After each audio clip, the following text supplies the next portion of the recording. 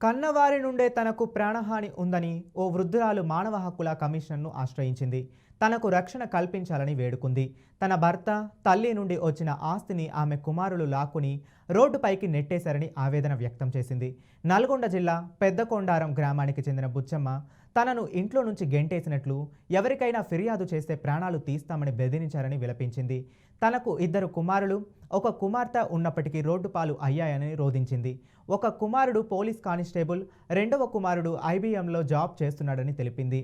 తనకు న్యాయం చేసి ప్రాణాలు కాపాడాలని బుచ్చమ్మ వేడుకుంది.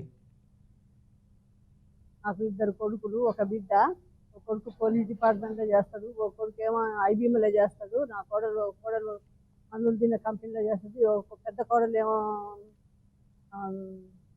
టీచరు, బిడ్డ టీచరు. అందరికీ చదువులు చెప్పించిన, బర్ల గొర్రెలు కాసిన, చదువుల కొరకు నల్లగొండకు వచ్చిన.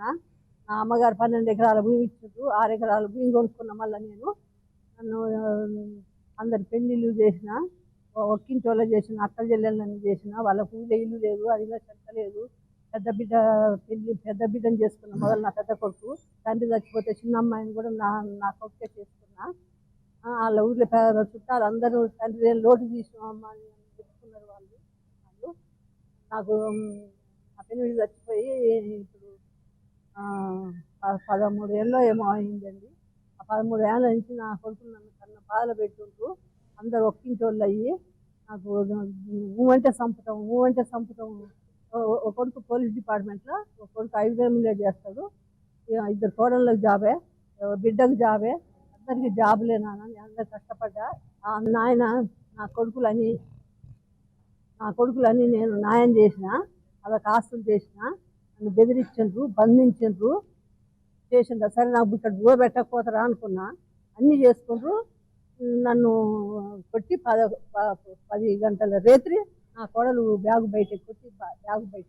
78 సంవత్సరాల వృద్ధురాలు తన కన్న కొడుకులు పులగం రఘుపతి రెడ్డి, పులగం వేణుగోపాల్ రెడ్డి, తన పుట్టింటి ఆస్తి, తన కష్టార్జితం, తన భర్త కష్టార్జితం, తను బతికుండంగానే జీవించుండంగానే 2 పిల్లలు, తన ఆస్తి మొత్తం కొట్టేసి ఈ వృద్ధురాలిని ఇంట్లో నుంచి గెంటేసి, నిన్ను ప్రాణాలతో వదలము, ఎక్కడన్నా పోలీస్ స్టేషన్లో కానీ ఫిర్యాదు ఇచ్చినా, ఏ అధికారిని కలిసినా కానీ నీ అంతు చూస్తామని చెప్పి కన్న తల్లిని నడి రోడ్డు మీద కొట్టి తరిమేశారు. ఇంకా కూడా ఆమెకి ఫోన్లు చేసి కన్న కొడుకులు బెదిరించడం కొనసాగుతుంది. ఈ ఇబ్బందులు, ఈ భయాందోళనలు తట్టుకోలేక ఈ వృద్ధురాలు ఈరోజు 4/9/24 నాడు రాష్ట్ర హ్యూమన్ రైట్స్ కమిషన్ని ఆశ్రయించడం జరిగినది.